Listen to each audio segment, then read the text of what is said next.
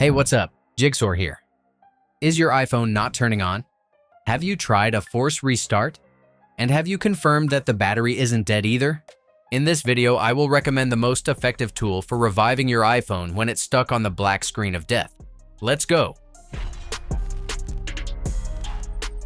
Dealing with iOS problems doesn't have to be complicated. A simple third-party tool is often the best way to fix them. For this, I recommend one tool in particular that I often use and have found to be the most effective.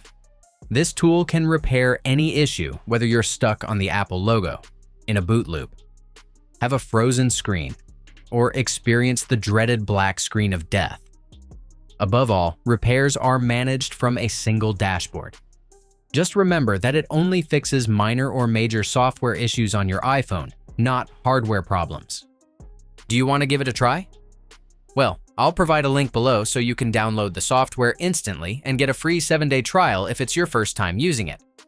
After you install the software on your computer, connect your iPhone using an original or MFI certified cable to make sure your device is recognized. Once connected, click Start Repair and be sure to read the instructions below to understand the other system requirements the software needs. This tool offers two ways to repair iOS issues.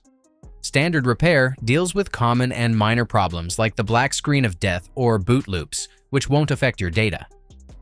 Deep Repair, on the other hand, fixes more complex iOS issues but will erase all your data. For now, let's try the Standard Repair, as it can usually fix iOS problems quickly.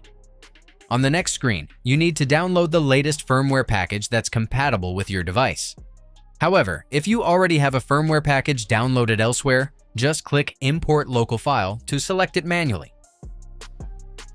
Keep in mind that the download may take some time depending on your internet speed, as the file is around 5 GB.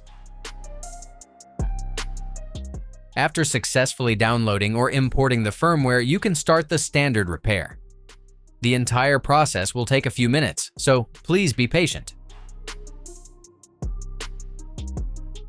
Once it's finished, your iPhone will restart automatically, resolving the issue while keeping all your data intact.